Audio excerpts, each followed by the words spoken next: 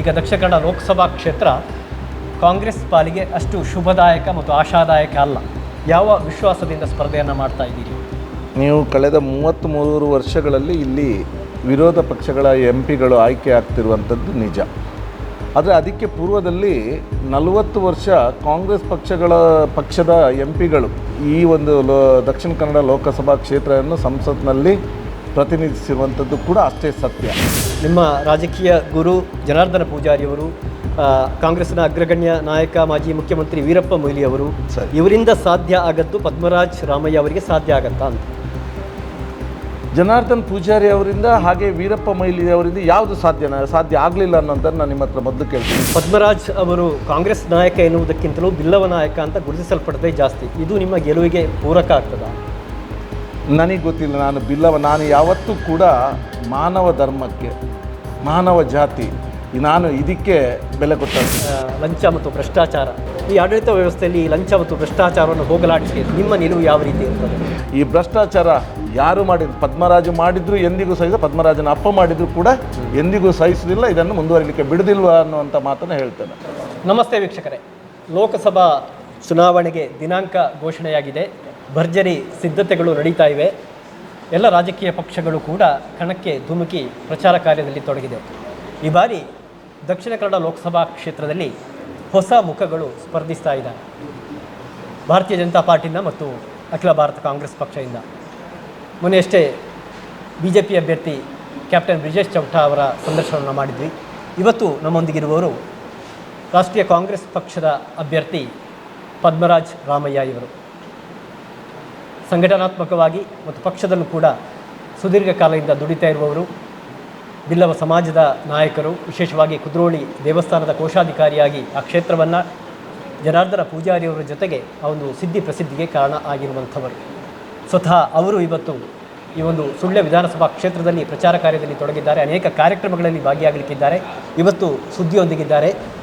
ಅವರೊಂದಿಗೆ ಒಂದಷ್ಟು ಹೊತ್ತು ಅವರ ಚುನಾವಣೆಯ ಒಲವು ನಿಲುವುಗಳ ಬಗ್ಗೆ ಮತ್ತು ಆ ಪ್ರಕ್ರಿಯೆ ಬಗ್ಗೆ ಮಾತನಾಡೋಣ. ನಮಸ್ತೆ. ನಮಸ್ತೆ ಸರ್. ಅಭಿನಂದನೆಗಳು, ಅಭ್ಯರ್ಥಿಯಾಗಿ ಆಯ್ಕೆಯಾಗಿದ್ದೀರಿ. Thank you sir. Thank you. ಆರಂಭದಲ್ಲಿ ಪ್ರಶ್ನೆಯನ್ನು ಕೇಳುವುದಾದರೆ, ಬಹುಶಃ ಸುಮಾರು 33 ವರ್ಷದಿಂದ ಈ ದಕ್ಷಿಣ ಕನ್ನಡ ಮೊದಲು ಮಂಗಳೂರಿತ್ತು. ಈಗ ದಕ್ಷಿಣ ಕನ್ನಡ ಲೋಕಸಭಾ ಕ್ಷೇತ್ರ ಕಾಂಗ್ರೆಸ್ ಪಾಲಿಗೆ ಅಷ್ಟು ಶುಭದಾಯಕ ಮತ್ತು ಆಶಾದಾಯಕ ಅಲ್ಲ. ಯಾವ ವಿಶ್ವಾಸದಿಂದ ಸ್ಪರ್ಧೆಯನ್ನು ಮಾಡ್ತಾ ಇದ್ದೀರಿ? ನೋಡಿ, ನೀವು ಕಳೆದ 33 ವರ್ಷಗಳಲ್ಲಿ ಇಲ್ಲಿ ವಿರೋಧ ಪಕ್ಷಗಳ ಪಿಗಳು ಆಯ್ಕೆ ಆಗ್ತಿರುವಂಥದ್ದು ನಿಜ. ಆದರೆ ಅದಕ್ಕೆ ಪೂರ್ವದಲ್ಲಿ 40 ವರ್ಷ ಕಾಂಗ್ರೆಸ್ ಪಕ್ಷದ ಪಿಗಳು, ಅದು ಶ್ರೀನಿವಾಸ್ ಮಲ್ಯರ ಇರ್ಬೋದು, ರಂಗನಾಥ್ ಶೆಣೈಗಳಿರ್ಬೋದು, KK ಶೆಟ್ಟರ್ ಇರ್ಬೋದು, ಜನಾರ್ದನ ಪೂಜಾರಿ ಅಂಥವರು ಇಲ್ಲಿ ಪಿಯಾಗಿ ಈ ಒಂದು ದಕ್ಷಿಣ ಕನ್ನಡ ಲೋಕಸಭಾ ಕ್ಷೇತ್ರವನ್ನು ಸಂಸತ್ನಲ್ಲಿ ಪ್ರತಿನಿಧಿಸಿರುವಂಥದ್ದು ಕೂಡ ಅಷ್ಟೇ ಸತ್ಯ. ಅದರ ನಂತರ ಏನಾಯಿತು ಅಂತ ಹೇಳಿದ್ರೆ, ಕಾಂಗ್ರೆಸ್ ಪಕ್ಷದ ಒಂದು ಪಿಗಳು ಇಲ್ಲಿ ಆಯ್ಕೆ ಆಗ್ತಿದ್ದಂಥ ಸಮಯದಲ್ಲಿ ಈ 40 ವರ್ಷಗಳಲ್ಲಿ ಈ ದಕ್ಷಿಣ ಕನ್ನಡ ಲೋಕಸಭಾ ಕ್ಷೇತ್ರಕ್ಕೆ ಯಾವುದೆಲ್ಲ ಅಭಿವೃದ್ಧಿ ಕೆಲಸಗಳು ಆಯಿತು, ಏನೆಲ್ಲ ಪ್ರಾಜೆಕ್ಟ್ಗಳು ಬಂತು ಅನ್ನೋದು ನಿಮಗೆಲ್ಲರಿಗೂ ಗೊತ್ತಿದೆ. ಅದು ಏರ್ಪೋರ್ಟ್ ಆಗಿರ್ಬೋದು, NMPT ಆಗಿರ್ಬೋದು, ಆಮೇಲೆ ನಮ್ಮ KREC ಇಂಜಿನಿಯರಿಂಗ್ ಕಾಲೇಜ್ ಆಗಿರ್ಬೋದು, ರೈಲ್ವೆ ಸ್ಟೇಷನ್ ಆಗಿರ್ಬೋದು, KIOCL ಆಗಿರ್ಬೋದು, MRPL ಆಗಿರ್ಬೋದು, MCF ಆಗಿರ್ಬೋದು, ಅದೆಷ್ಟೋ ಕಾಲೇಜ್ಗಳಾಗಿರ್ಬೋದು, ವಿದ್ಯಾಸಂಸ್ಥೆಗಳಾಗಿರ್ಬೋದು, ಇದೆಲ್ಲ ಯಾವಾಗ ಆರಂಭ ಆಯಿತು, ಯಾವಾಗ ಆಯಿತು ಅಂತ ಕೇಳಿದರೆ 1990ರ ಮೊದಲು, ಅಂದರೆ ಕಾಂಗ್ರೆಸ್ ಪಕ್ಷದ ಪಿಗಳು ದಕ್ಷಿಣ ಕನ್ನಡ ಜಿಲ್ಲೆಯನ್ನು ಪ್ರತಿನಿಧಿಸುವ ಸಮಯದಲ್ಲಿ ಆಯಿತು. ಅದ ನಂತರ ಅಧಿಕಾರ ಅನ್ನೋದು ಆಸೆ ಎಲ್ರಿಗಿರುತ್ತೆ.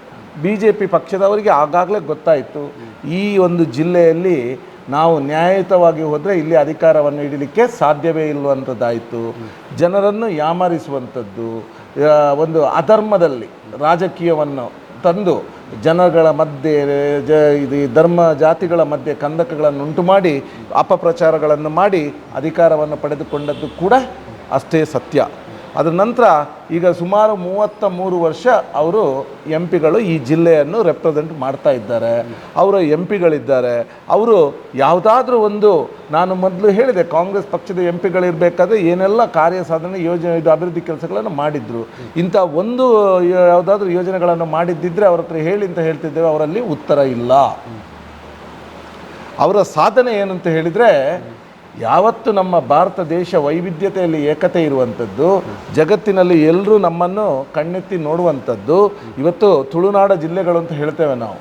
ಇಲ್ಲಿ ನಮ್ಮ ದೈವರುಗಳ ಹಾಗೆ ದೇವಸ್ಥಾನಗಳ ನೆಲೆಬೀಡು, ಇಲ್ಲಿ ಜನರ ನಮ್ಮ ವಿಶಿಷ್ಟ ಸಂಸ್ಕೃತಿ, ಪರಸ್ಪರ ಎಲ್ಲ ಜಾತಿಯವರು ಧರ್ಮದವರು ಪರಸ್ಪರ ಗೌರವಿಸಿಕೊಂಡು ಬಾಳುತ್ತಿದ್ದಂಥ ಒಂದು ಇತಿಹಾಸ, ಸಾಮರಸ್ಯದ ಗತವೈಭವ ಇದ್ದಂಥ ಈ ಜಿಲ್ಲೆಯನ್ನು ಜನಗಳ ನಡುವೆ ಕಂದಕಗಳನ್ನು ಏರ್ಪಡಿಸಿ, ಜಾತಿ ಧರ್ಮಗಳ ನಡುವೆ ಬಿರುಕನ್ನು ಮೂಡಿಸಿ, ಈ ಜನರನ್ನು ಭಾವನಾತ್ಮಕವಾಗಿ ಅವರನ್ನು ಯಾಮರಿಸಿದ್ದೇ BJP ಪಕ್ಷದ ಸಾಧನೆ ಅಂತ ನಾನು ಹೇಳಲಿಕ್ಕೆ ಇಚ್ಛಿಸ್ತೇನೆ. ಎಸ್, ನಿಮ್ಮ ಗುರು ಜನಾರ್ದನ ಮತ್ತೆ ನಾನು 33 ವರ್ಷದ ನಂತರ ಮಾತನಾಡುವುದಾದರೆ, ನಿಮ್ಮ ರಾಜಕೀಯ ಗುರು ಜನಾರ್ದನ ಪೂಜಾರಿಯವರು, ಕಾಂಗ್ರೆಸ್ನ ಅಗ್ರಗಣ್ಯ ನಾಯಕ ಮಾಜಿ ಮುಖ್ಯಮಂತ್ರಿ ವೀರಪ್ಪ ಮೊಯ್ಲಿಯವರು, ಇವರಿಂದ ಸಾಧ್ಯ ಆಗದ್ದು ಪದ್ಮರಾಜ್ ರಾಮಯ್ಯ ಅವರಿಗೆ ಸಾಧ್ಯ ಆಗತ್ತಾ ಅಂತ?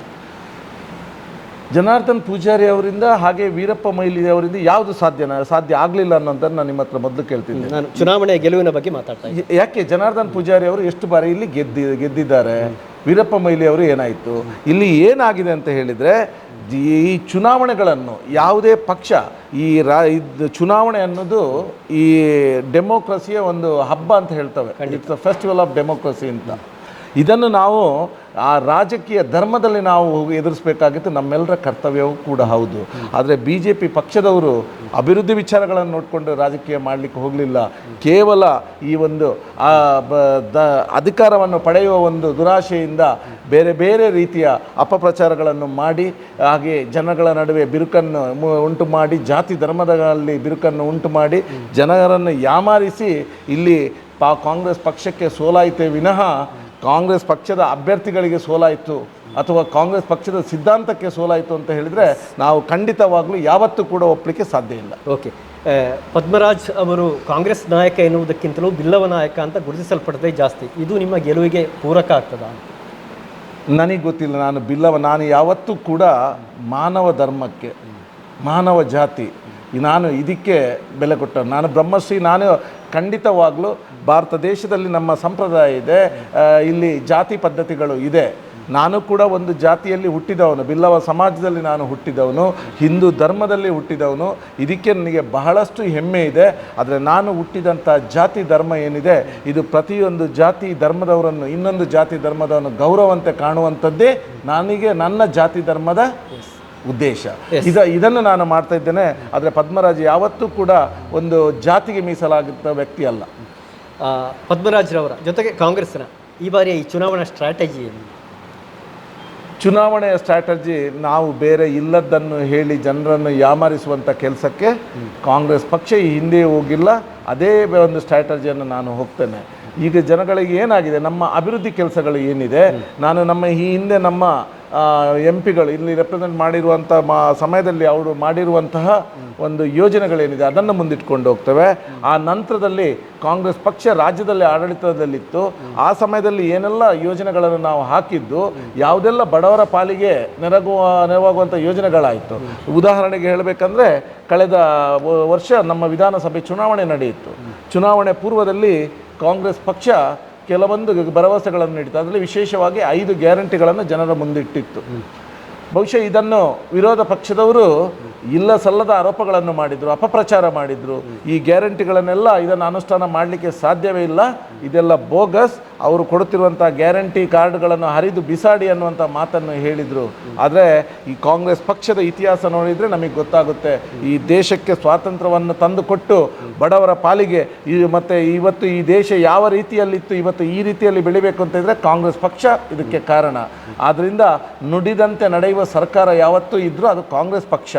ಆ ಪ್ರಕಾರ ಆ 5 ಗ್ಯಾರಂಟಿಗಳನ್ನು ನುಡಿದಂತೆ ಅದನ್ನು 3-4 ತಿಂಗಳೊಳಗೆ ಎಲ್ಲ ಒಂದು ಗ್ಯಾರಂಟಿಗಳನ್ನು ಅನುಷ್ಠಾನಕ್ಕೆ ತಂದು ಇವತ್ತು ಒಂದು ಪ್ರತಿ ಮನೆಯಲ್ಲಿ ಇವತ್ತು ನಾವು ನೋಡ್ತೇವೆ, ಒಂದು ಮನೆಯಲ್ಲಿ ನಿಭಾಯಿಸಬೇಕಾದ್ರೆ ಎಷ್ಟು ಕಷ್ಟ ಇದೆ ಅನ್ನುವಂಥದ್ದು. ಮನೆಯಲ್ಲಿ ಗಂಡ ಹೆಂಡತಿ ಮಕ್ಕಳಿರ್ತಾರೆ ಅಥವಾ ಅವರ ತಂದೆ ತಾಯಿಯಂದಿರಿರ್ತಾರೆ.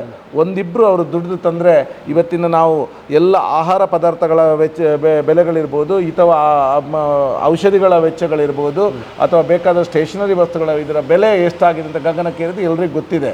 ಮನೆಯಲ್ಲಿ ನೆಮ್ಮದಿಯಿಂದ ಜೀವನ ನಡೆಸಲಿಕ್ಕೆ ಯಾರಿಗೂ ಸಾಧ್ಯ ಇಲ್ಲ.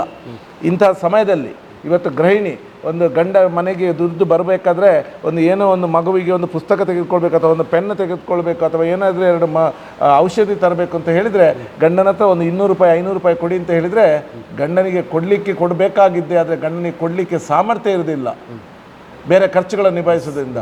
ಆವಾಗ ಮನೆಯಲ್ಲಿ ಗಂಡ ಹೆಂಡತಿಯ ನಡುವೆ ಬೇಸರ ಆಗುತ್ತೆ, ಅಶಾಂತಿಯ ವಾತಾವರಣ ಉಂಟಾಗುತ್ತೆ.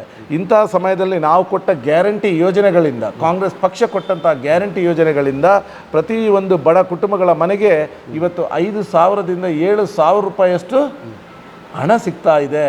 ಇದರಿಂದ ಆ ಗೃಹಿಣಿಯ ಮುಖದಲ್ಲಿ ಒಂದು ನಗು, ಇವತ್ತು ಆ ಮನೆಯನ್ನು ನಿಭಾಯಿಸುವಂಥ ಒಂದು ಸ್ವಾವಲಂಬಿಯಾಗಿ ಬದುಕುವಂಥದ್ದು, ಮಹಿಳಾ ಸಬಲೀಕರಣ ಅಂತ ಹೇಳ್ತಾರೆ. ಇದನ್ನು ಮಾಡುವಂಥ ಶಕ್ತಿ ಈ ಮಹಿಳೆಗೆ ಇವತ್ತು ಬಂದಿದೆ. ಕುಟುಂಬಗಳು ಅನ್ಯೋನ್ಯವಾಗಿ ಬಾಳಲಿಕ್ಕೆ ಈ ಯೋಜನೆಗಳು, ಕಾಂಗ್ರೆಸ್ ಪಕ್ಷದ ಧ್ಯೇಯ ಏನಿದೆ ಇದರಿಂದ ಸಾಧ್ಯ ಆಯಿತು.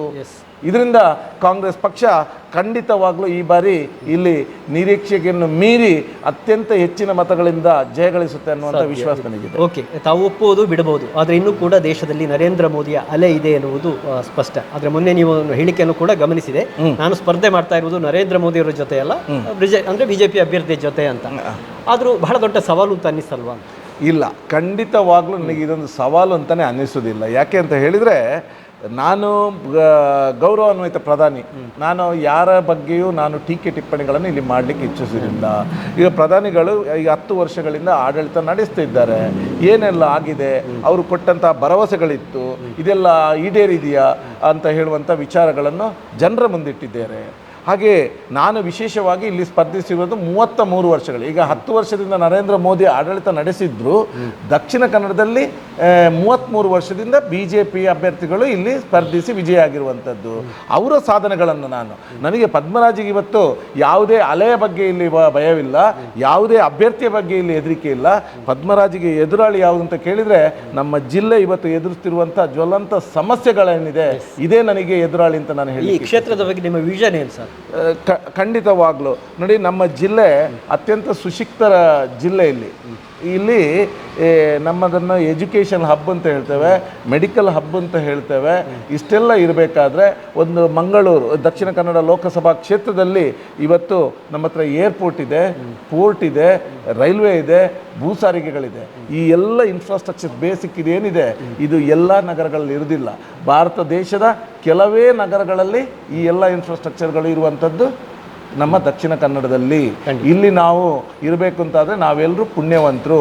ಬಹುಶಃ ಇದನ್ನು ಇಟ್ಕೊಂಡು ನಮಗೆ ಅಭಿವೃದ್ಧಿ, ನಮಗೆ ಇಚ್ಛೆ ಇದ್ದರೆ ಬೇಕಾದಷ್ಟು ವಿಪುಲ ಅವಕಾಶಗಳಿದೆ ಮಾಡಲಿಕ್ಕೆ. ಆದರೆ ಈ ಅಭಿವೃದ್ಧಿ 1990ರ ತನಕ ಮಾತ್ರ ಆಗಿದ್ದು, ಅದರ ನಂತರ ಇದು ನಿಂತು ಹೋಗಿರುವಂಥದ್ದು ಕೂಡ ನಿಮಗೆ ಗೊತ್ತಿದೆ. ಅದರ ನಂತರ ನಾನು ಹೇಳಿದೆ, ಯಾವುದೇ ಹೇಳುವಂಥ ಒಂದು ಪ್ರಾಜೆಕ್ಟ್ಗಳನ್ನು ಇವರು ಕೊಡಲಿಲ್ಲ. ನೀವೀಗ ರಸ್ತೆಗಳು ಅಭಿವೃದ್ಧಿ ಆಗ್ತಾ ಇದೆ, ಯಾವ ರೀತಿ ಅಭಿವೃದ್ಧಿ ಮಾಡ್ತಾ ಇದ್ದಾರೆ. ಈ ರಸ್ತೆಗಳು ಒಂದು ಸಲ ಇವರು ಅದನ್ನು ಪ್ರಾಜೆಕ್ಟ್ ಸ್ಟಾರ್ಟ್ ಮಾಡಿದ ಇದನ್ನು ಮುಕ್ತಾಯವೇ ಇಲ್ಲ. ಇದಕ್ಕೆ ನಾವು ನೋಡ್ತಾ ಇದ್ದೇವೆ. ನೀವತ್ತು ಸುಳ್ಳ್ಯದಿಂದ ನೀವು ಮಂಗಳೂರಿಗೆ ಬರಬೇಕು, ಬಂಟ್ವಾಳದಿಂದ ಮಾಣಿಯಿಂದ ನೀವು BC ರೋಡಿಗೆ ಹೋಗಬೇಕಾದ್ರೆ ಎಷ್ಟು ವರ್ಷದಿಂದ ಯಾವ ರೀತಿಯ ಸಮಸ್ಯೆಗಳನ್ನು ಎದುರಿಸ್ತಿದ್ದೀರಿ ಅನ್ನುವಂಥದ್ದು. ನಾವು ಕಾರ್ನಲ್ಲಿ ಹೋಗಬೇಕಾದ್ರೂ ಕೂಡ ರಸ್ತೆ ಬದಲಾಯಿಸ್ಕೊಂಡು ಹೋಗ್ತೇವೆ. ಇನ್ನು ಆ ರಸ್ತೆಯಲ್ಲಿ ಅದು ಎಷ್ಟೋ ಜನರು, ಎಷ್ಟೋ ವಾಹನಗಳಲ್ಲಿ, ಒಂದು ಬೈಕ್ನಲ್ಲಿ ಗಂಡ ಹೆಂಡತಿ ಆ ಮಕ್ಕಳನ್ನು ಕೂರಿಸಿಕೊಂಡು ಹೋಗಬೇಕು ಅಂತ ಇದ್ದಾಗ ಯಾವ ರೀತಿ ಅವರು ಅನಾರೋಗ್ಯಕ್ಕೆ ತುತ್ತಾಗಬಹುದು, ಆಕ್ಸಿಡೆಂಟ್ಗಳ ಒಳಗಡೆ, ಇದೆಲ್ಲ ನಿಮಗೆ ಗೊತ್ತಿರುವಂಥದ್ದು. ಸುಳ್ಯ ವಿಧಾನಸಭಾ ಕ್ಷೇತ್ರದಲ್ಲಿ ಇವತ್ತಿದ್ದೀರಿ, ಮೀಸಲು ಕ್ಷೇತ್ರ ಇದು. ಹೌದು. ಬಹುಶಃ 2 ಪ್ರಶ್ನೆಗಳು. ಒಂದು, ಈ ಕ್ಷೇತ್ರಕ್ಕೆ ಸಂಬಂಧಪಟ್ಟಾಗ ಏನು ಅಧ್ಯಯನವನ್ನು ತಾವು ಮಾಡಿದ್ದೀರಿ ಅಂತ ಇಲ್ಲಿ ಸಮಸ್ಯೆಗಳು. ಇನ್ನೊಂದು, ಬಹಳ ಸುದೀರ್ಘ ವರ್ಷದಿಂದ ಇಲ್ಲಿ ಮೀಸಲಾತಿ ಇದೆ, ಅದನ್ನು ಬದಲಾಯಿಸಲಿಕ್ಕೆ ಸಾಕಷ್ಟು ಪ್ರಯತ್ನಗಳಾದರೂ ಕೂಡ ಇನ್ನೂ ಆಗಲಿಲ್ಲ. ಇದು ಇಲ್ಲಿ ಅಭಿವೃದ್ಧಿಯ ಮೇಲೆ ಕೂಡ ಒಂದು ಪರಿಣಾಮವನ್ನು ಬೀರಿರುವಂಥದ್ದು. ಈ ಮೀಸಲಾತಿ ಹೋಗಬೇಕು ಎನ್ನುವಂಥ ಬೇಡಿಕೆ ಕೂಡ ಇದೆ. ಇದರ ಬಗ್ಗೆ ಏನು ಕಮೆಂಟ್ ಮಾಡ್ತೀವಿ? ನೋಡಿ, ಮೀಸಲಾತಿ ಇನ್ನು ಸಾಮಾಜಿಕ ನ್ಯಾಯದ ಬಗ್ಗೆ ನಂಬಿಕೆ ಇಟ್ಟಂಥ ಕಾಂಗ್ರೆಸ್ ಪಕ್ಷ ಎಲ್ರಿಗೂ ಸಮ ಪಾಲು ಕೊಡಬೇಕಾಗಿರುವಂಥದ್ದು. ಆದ್ದರಿಂದ ಮೀಸಲಾತಿ ವಿಚಾರದಲ್ಲಿ ಇದರದ್ದು ಆಡಳಿತಾತ್ಮಕ ವಿಚಾರಗಳಿದು. ಇದನ್ನು ಖಂಡಿತವಾಗಲೂ ಸಂಬಂಧಪಟ್ಟ ಡಿಪಾರ್ಟ್ಮೆಂಟ್ಗಳಿರ್ಬೋದು, ರಾಜಕೀಯ ಪಕ್ಷಗಳು ಇದನ್ನು ಸೂಕ್ತ ಸಮಯದಲ್ಲಿ ಇದರ ಬದಲಾವಣೆ ಏನಿದ್ರೆ ಇನ್ನೊಂದು ಹೌದು, ಇನ್ನೊಂದು ವಿಧಾನಸಭಾ ಕ್ಷೇತ್ರವನ್ನು ನಾವು ಮಾಡಬೇಕಾಗುತ್ತೆ. ಇದರ ಬಗ್ಗೆ ಯೋಚಿಸಿ ಮುಂದಿನ ಕಾರ್ಯಕ್ರಮಗಳು ಏನು, ಈ ಒಂದು ನಮ್ಮ ಸುಳ್ಯ ತಾಲೂಕು ಅಭಿವೃದ್ಧಿ ಒಂದರಲ್ಲಿ ಪೂರಕವಾಗುವಂಥ ಯಾವುದೇ ವಿಚಾರಗಳಿದ್ದರೆ ಅದಕ್ಕೆ ನಾನು ಪ್ರಪ್ರಥಮವಾಗಿ ದನಿ ಎತ್ತಿ ನಿಲ್ತೇನೆ ಅನ್ನುವಂಥ ಮಾತನ್ನು ಹೇಳಲಿಕ್ಕೆ ಇಚ್ಛಿಸ್ತೇನೆ. ಜೊತೆಗೆ ಈ ಸಮಾಜದಲ್ಲಿ ನಿಮಗೆ ಗೊತ್ತಿದೆ ಲಂಚ ಮತ್ತು ಭ್ರಷ್ಟಾಚಾರ, ಬಹುಶಃ ನಾವು ಕೂಡ ಈ ಮಾಧ್ಯಮವಾಗಿ ಇದರ ವಿರುದ್ಧ ಒಂದು ಆಂದೋಲನವನ್ನು ಅನೇಕ ವರ್ಷಗಳಿಂದ ಮಾಡ್ತಾ ಇದೆ. ಈ ಆಡಳಿತ ವ್ಯವಸ್ಥೆಯಲ್ಲಿ ಈ ಲಂಚ ಮತ್ತು ಭ್ರಷ್ಟಾಚಾರವನ್ನು ಹೋಗಲಾಡಿಸಿ ತಾವೊಬ್ಬ ಜನಪ್ರತಿನಿಧಿಯಾಗಲಿಕ್ಕೆ ಇವತ್ತು ಚುನಾವಣೆಗೆ ನಿಂತಿದ್ದೀರಿ. ನಿಮ್ಮ ನಿಲುವು ಯಾವ ರೀತಿ ಇರ್ತದೆ? ನೋಡಿ, ನನ್ನ ರಾಜಕೀಯ ಗುರುಗಳು ಯಾರು ಅಂತ ಕೇಳಿದರೆ ಮಾನ್ಯ ಶ್ರೀಮಾನ್ ಬಿ ಜನಾರ್ದನ್ ಪೂಜಾರಿ ಅವರು. ಇವತ್ತು ಜನಾರ್ದನ್ ಪೂಜಾರಿ ಅವರನ್ನು ಈ ದೇಶ ನೆಚ್ಚಿಕೊಂಡಂಥ ಒಬ್ಬ ರಾಜಕಾರಣಿ. ಅವರಿಗೆ ಸೋಲಾಗಿರ್ಬೋದು, ಆದರೆ ಇವತ್ತು ಕೂಡ ಒಬ್ಬ ಪ್ರಾಮಾಣಿಕ, ದಕ್ಷ, ನಿಷ್ಕಳಂಕ ವ್ಯಕ್ತಿತ್ವದ ರಾಜಕಾರಣಿ ಯಾರು ಅಂತ ಕೇಳಿದರೆ ಜನಾರ್ದನ್ ಪೂಜಾರಿ ಅವರು. ನಾನು ಕೂಡ ಅವರ ಒಂದು ಗರಡಿಯಲ್ಲಿ ಪಳಗಿದವನು. ನನ್ನ ಬಾಲ್ಯ ಜೀವನ ಹೇಗಿತ್ತು ಅಂತ ಕೇಳಿದರೆ, ಪದ್ಮರಾಜಿಗೆ ನಾನು 1ನೇ ಕ್ಲಾಸಿಂದ 10ನೇ ಕ್ಲಾಸ್ ತನಕ ನಾನೊಂದು ಗ್ರಾಮೀಣ ಪ್ರದೇಶದಲ್ಲಿ 5-6 ಕಿಲೋಮೀಟರ್ ನಡ್ಕೊಂಡು 8 ಕಿಲೋಮೀಟರ್ ನಡೆದುಕೊಂಡು ಹೋಗಿ ಬರ್ತಾ ಇದ್ದಂಥವನು. ನನಗೆ ನನ್ನ ಅಪ್ಪಮ್ಮನವರು ಕೊಟ್ಟಂಥ ಆಸ್ತಿ ಏನಂತ ಕೇಳಿದರೆ ಕೇವಲ ವಿದ್ಯಾಭ್ಯಾಸ ಮಾತ್ರ. ಬಹುಶಃ ಮುಂದಿನ ದಿನಗಳಲ್ಲಿ ನೀವೀಗ ನನ್ನ ಅಫಿಡಾವಿಟನ್ನು ನೋಡಿದರೆ ನಿಮಗೆ ಶಾಕ್ ಆಗ್ಬೋದು, ಏನಪ್ಪ ಇದು ವಿಚಾರ ಅಂತ ಹೇಳಿ. ಪದ್ಮರಾಜ್ ಇಷ್ಟರವರೆಗೆ ಮಾಡಿರುವಂಥದ್ದು ಆಸ್ತಿ ಏನಂತ ಕೇಳಿದರೆ, ನಾನು ಜಿಲ್ಲೆಯ ಜನರ ಗಳಿಸಿರುವಂಥ ಪ್ರೀತಿ ವಿಶ್ವಾಸ ಮಾತ್ರ ಪದ್ಮರಾಜನ ಆಸ್ತಿ ಆಗಿರುವಂಥದ್ದು. ನನಗೆ ಯಾವುದೇ ರೀತಿಯ ಆಸ್ತಿಗಳನ್ನು ಮಾಡಬೇಕು, ಇದನ್ನು ಮಾಡಬೇಕು ಅನ್ನೋಂಥ ಉದ್ದೇಶ ನನ್ನಲ್ಲಿಲ್ಲ. ಭ್ರಷ್ಟಾಚಾರ ಯಾರೂ ಕೂಡ ಮಾಡಬಾರ್ದು. ಎಲ್ಲರೂ ಕೂಡ ಈ ಬಡವರು ಈ ಅಶಕ್ತರೇನಂತ ಇರ್ತಾರೆ, ಅವರಿಗೆ ಅವರ ಮುಖದಲ್ಲಿ ಒಂದು ನಗು ತರಿಸುವಂಥ ಒಂದು ಕಾರ್ಯ ನಮ್ಮ ಹತ್ರ ಮೊದಲು ಆಗಬೇಕೇ ವಿನಃ ಈ ಭ್ರಷ್ಟಾಚಾರ ಯಾರು ಮಾಡಿದ್ರು, ಪದ್ಮರಾಜು ಮಾಡಿದ್ರು ಎಂದಿಗೂ ಸಹಿತ, ಪದ್ಮರಾಜನ ಅಪ್ಪ ಮಾಡಿದ್ರು ಕೂಡ ಎಂದಿಗೂ ಸಹಿಸುವುದಿಲ್ಲ, ಇದನ್ನು ಮುಂದುವರಿಲಿಕ್ಕೆ ಬಿಡುವುದಿಲ್ವ ಅನ್ನುವಂಥ ಮಾತನ್ನು ಹೇಳ್ತೇನೆ. ಎಸ್, ಪ್ರಿಯ ವೀಕ್ಷಕರೇ, ಇದು ಅಖಿಲ ಭಾರತೀಯ ರಾಷ್ಟ್ರೀಯ ಕಾಂಗ್ರೆಸ್ ಪಕ್ಷದ ಅಭ್ಯರ್ಥಿ, ಈ ಬಾರಿ ದಕ್ಷಿಣ ಕನ್ನಡ ಲೋಕಸಭಾ ಕ್ಷೇತ್ರದಲ್ಲಿ ಸ್ಪರ್ಧೆಯನ್ನು ಮಾಡ್ತಾ ಇರುವಂಥ ಪದ್ಮರಾಜ್ ರಾಮಯ್ಯ ಅವರ ಮನದಾಳದ ಮಾತುಗಳು. ತಮಗೆ ಯಶಸ್ಸಾಗಲಿ ಅಂತ ಹಾರೈಸ್ತೇನೆ. ಧನ್ಯವಾದಗಳು sir. Thank you.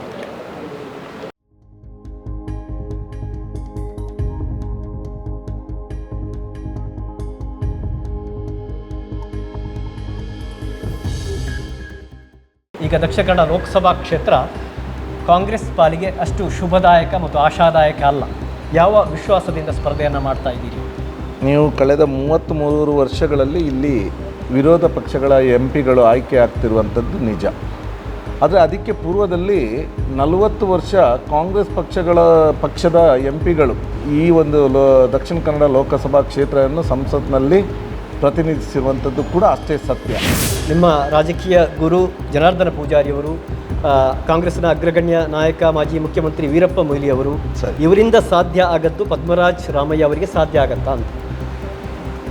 Janardhan Poojary ಅವರಿಂದ ಹಾಗೆ ವೀರಪ್ಪ ಮೊಯ್ಲಿ ಅವರಿಂದ ಯಾವುದು ಸಾಧ್ಯ ಆಗಲಿಲ್ಲ ಅನ್ನೋದನ್ನು ನಾನು ನಿಮ್ಮ ಹತ್ರ ಮೊದಲು ಕೇಳ್ತೀನಿ. ಪದ್ಮರಾಜ್ ಅವರು ಕಾಂಗ್ರೆಸ್ ನಾಯಕ ಎನ್ನುವುದಕ್ಕಿಂತಲೂ ಬಿಲ್ಲವ ನಾಯಕ ಅಂತ ಗುರುತಿಸಲ್ಪಡದೆ ಜಾಸ್ತಿ. ಇದು ನಿಮ್ಮ ಗೆಲುವಿಗೆ ಪೂರಕ ಆಗ್ತದಾ?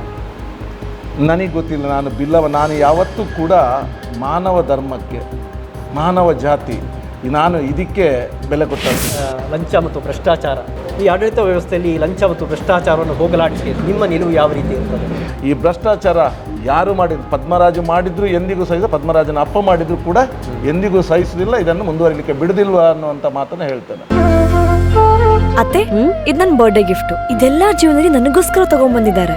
ನಿನ್ ಮೇಲೆ ತುಂಬಾ ಚೆನ್ನಾಗಿ ಕಾಣುತ್ತೆ. ಇದು ತುಂಬಾ ಚೆನ್ನಾಗಿದೆ ಅಲ್ವಾ? ತುಂಬಾ ಚೆನ್ನಾಗಿದೆ.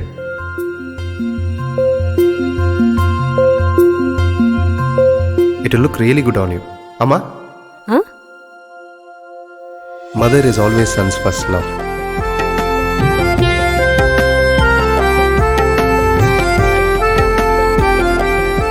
ಪ್ರತಿ ಪೀಳಿಗೆಯ ಪ್ರೀತಿಯ ಮಳಿಗೆ GL ಆಚಾರ್ಯ ಜುವೆಲ್ಲರ್ಸ್.